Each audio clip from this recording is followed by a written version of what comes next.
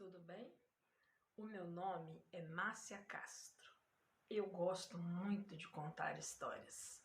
Eu sou filha da caridade, sobrinha da fé e da esperança. E eu hoje irei contar umas histórias, uns causos, coisas da cidade onde eu nasci. Eu nasci na cidade de Timóteo, Minas Gerais. É uma cidadezinha que fica bem no leste mineiro, que daqui a pouco vocês irão saber. O que eu faço para poder contar as histórias? Eu tenho duas formas que eu gosto para contar as histórias. Uma é ouvindo o que as pessoas me contam, pessoas mais velhas, pessoas mais novas que ouviram de alguém, ou então lendo em livros. Eu fico tendo as informações e conto as histórias. E assim, qualquer um pode contá-las, ou ouvindo ou lendo as histórias. Dizem que quando uma pessoa mais velha morre, junto com ela vai-se uma grande biblioteca. Mas vamos voltar aqui para o nosso assunto. Iremos agora conhecer um pouco do município de Timóteo. Timóteo ainda é uma jovem cidade. Ela completa agora, dia 29 de abril, 57 anos. Isso quer dizer que ela foi emancipada em 1964.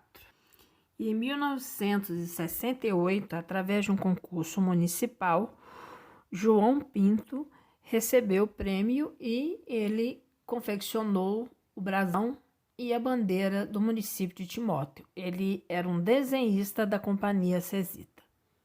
Em 1964, Rita Erlene Martins Gomide foi a vencedora do hino de Timóteo. O atual prefeito de Timóteo e o vice-prefeito de Timóteo, Douglas Wilkes e José Vespasiano. E eu vou contar uma história que eu trouxe na minha bagagem da memória, guardadinha aqui dentro. A história, eu encontrei essa história escrita neste livro, Almanaque da Sabedoria Popular de Timóteo. Mas eu conheço a história contada pelo próprio dono dela. Ele nasceu no ano de 1931. Ele, então, hoje está com seus 90 anos.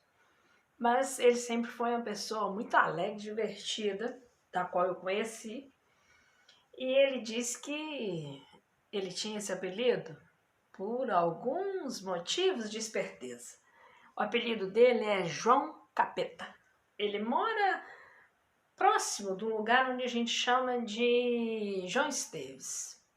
Ele nasceu por ali e diz que quando criança ele era muito esperto, corria demais. Então ele apostava corrida com todos os seus colegas e na ladeirinha subindo ele chegava primeiro que todo mundo. Ninguém ganhava dele na corrida. Diz que mais ou menos assim, anos 50, 60, ele entrou no jogo de vôlei.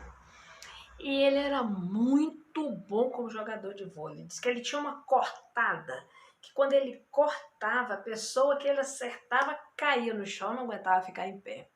E aí ele tinha o apelido de João Capeta, que era um apelido de respeito e que dava medo do time adversário. Porque quando vinha jogar com o time do João Capeta, sabia que era difícil. A bola na mão do João Capeta para cortada era tiro e queda, era ponto. E dizem que nesse período que ele jogou vôlei, mais ou menos nos anos 50, 60, ele foi campeão de vôlei.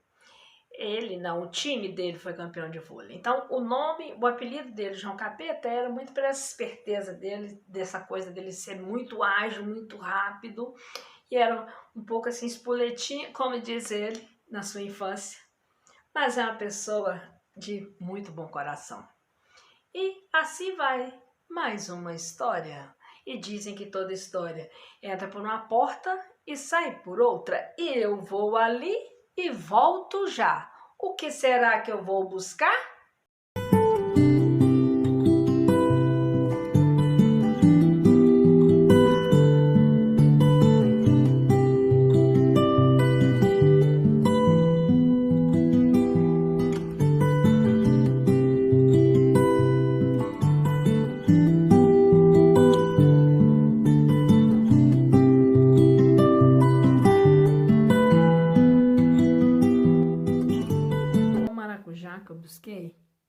minha memória eu refresquei. E uma outra história eu lembrei. Existia um moço que ficava bem na porta do Banco do Brasil e da Caixa Econômica Federal. Ele ficava parado na porta, disse que estava vigiando o dinheiro dele que estava lá dentro do banco. Diz que o dinheiro dele todo estava lá guardado dentro do banco. Todo o dinheiro do banco era dele que estava lá dentro guardado. E ele tinha o nome de Curiango.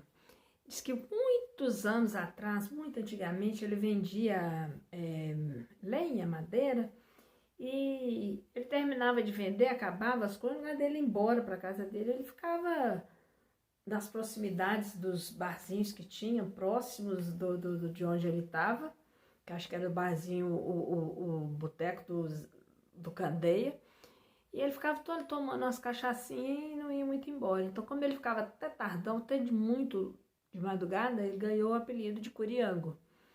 Ele era uma pessoa tranquila, não era de fazer bagunça nem nada. De vez em quando ele parece que ficava um pouco mais alteradozinho, mas ele ficava muito bravo quando as pessoas falavam alguma coisa com ele, principalmente com relação a dinheiro, que ia pegar o dinheiro dele do banco, ele ficava muito bravo.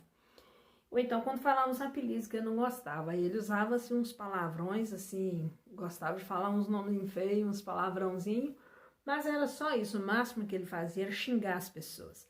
E ele era rodeado de cachorro, cheio de cachorro vira-lata, ficava ao lado dele, ele cuidava dos cachorros todos. E ele era o dono do dinheiro do banco, Curiango, famoso Curiango. Quem não lembra do Curiango, quem era da minha geração, a gente sempre brincava com o Curiango. Mas era uma pessoa muito da paz. E como toda história, entra por uma porta e sai para outra. Quem sabe alguém lembra e conta uma outra. Um abraço. E agora nós temos o Clube Campestre Choupana, que já deve ter, infelizmente, uns 16 anos que ele foi fechado. Agora um caos da onça distraída, ou então da onça que queimou a bunda. Diz que quando o povo veio para aqui para desmatar, né, para construir as estradas, para fazer a cidade, então era mata pura, tinha muita onça. Aí, quando anoitecia, que eles dormiam ali para onde eles estavam, né? Aí, eles, para não ter perigo com a onça, eles colocavam fogo, faziam uma fogueira, porque a onça tem medo do fogo. Aí, eles faziam a fogueira para espantar a onça de perto de onde eles iam dormir, perto das barracas, né? Mas as onças da região eram as onças mais espertas.